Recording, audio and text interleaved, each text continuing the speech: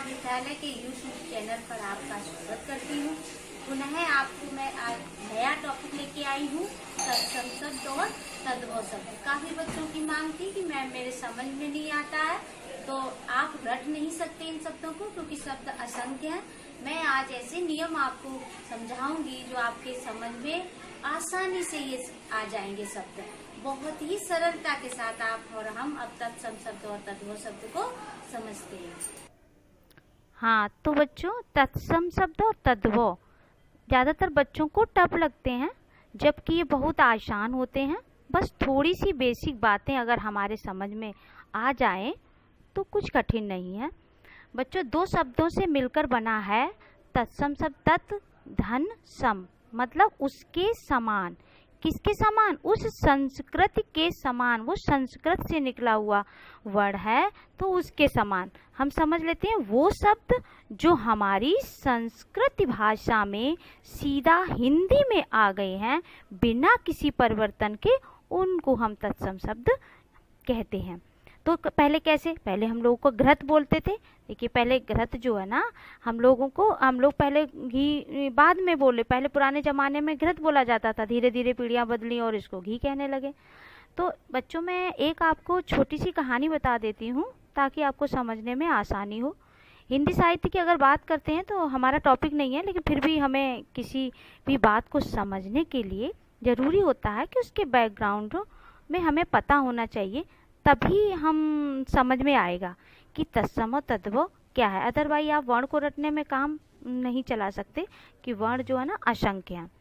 एक छोटी सी कहानी बच्चों मैं समझ लेती हूँ, पहले आप भी समझ लीजिए कि देखिए यहाँ पर आइए। सबसे पहले क्या आई? वैदिक संस्कृत। वैदिक संस्कृत क्योंकि वो जहाँ पे वेदों की रचना हुई। जब कोई भाषा में किताब रच गई, किताब बन जाती है और वो चल जाती है तो एक मानक बन जाती है। वो मानक बन जाती है तब आम जनता उसको बोलने में टफ महसूस करती है। क्यों? क्योंकि वह नियमों में बंध गई है।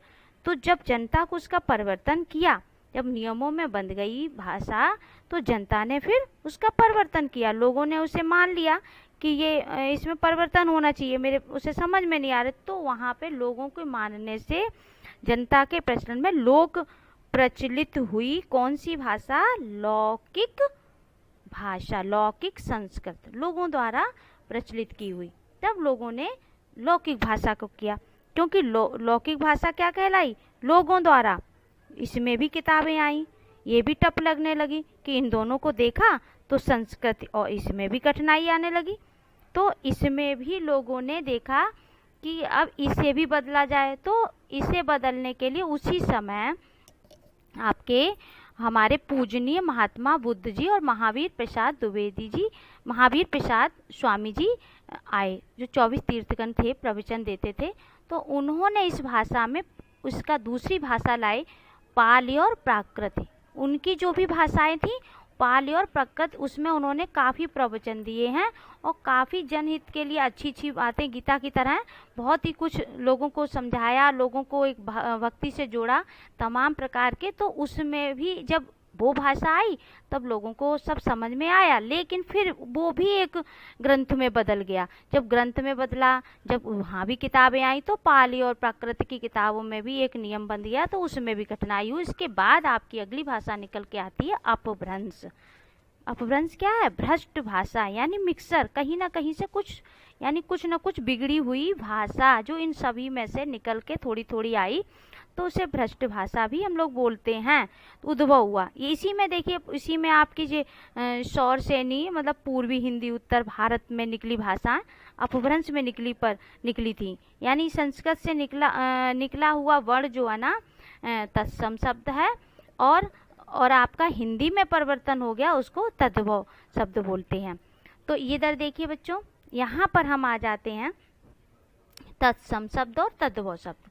देखिए, एक पहला नियम, छा त्र ज्ञा और ऋ और त्रा। यहाँ पे बच्चों बिल्कुल सटीक आप समझ लीजिए, ये वर्ण अगर आ गए, ये नियम है, तो आप समझ लीजिए ये तत्सम शब्द हैं। आंख बंद करके आप निशान लगा दीजिए कि तत्सम है। कौन सा? एक तो ऋ, ये रा, कौन सा रा? देखिए, ये कार्य, ये ऊपर रा चढ़ा, क्रम, ये रा चढ़ा, ट्रक, ये नीचे जो है ना रा है, तो ये जो है ना, ये रा और छा त्रा ज्ञा, ये जहाँ भी आए आप समझ लीजिए कि ये तत्सम शब्द है। इसमें भी आप समझ लीजिए, देखिए छा जो है बच्चों, ये तद्भव में छा जो है खा में बदल जाता है, इतना ध्यान रखिए। क्या है? छा जो है खा में बदल जाता, छा है वहाँ पे तत्सम शब्द क्षेत्र, खा है तो तद्भव मतलब क्षेत्र।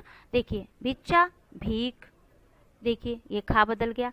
तो इस तरीके से घृत घी, ओटक घोड़ा, परीक्षा, तो देखिए तो इस तरह से बच्चों इधर हम जो है ना, ये तत्सम शब्द में सबसे पहले इधर छा जो है ना आएगा, त्रा आएगा, ज्ञा आएगा, वहाँ पे तत्सम शब्द है।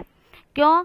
एक आपका एक नियम और है बच्चों, एक ये है कि आपका अगर ये वाला सा दोनों आए, इससे इसमें ज़्यादातर जो है ना तत्सम शब्द होते, बहुत ही अपवाद होता उसमें कहीं पे ये सा आए वो तद्भव होते, लेकिन ये तत्सम शब्द में ये वाले भी सा आते हैं।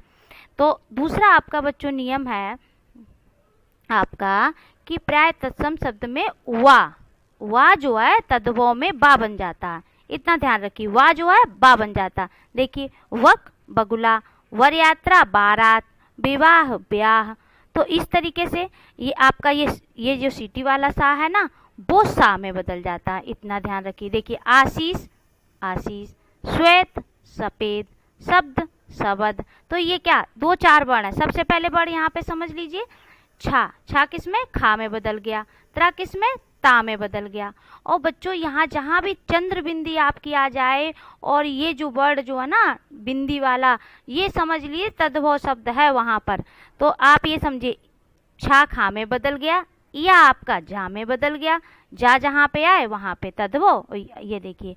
और ता जो है ना आपका ये रा, ये सारे रा जो है जहाँ पर भी आए वहाँ पे आपका तत्सम शब्द है।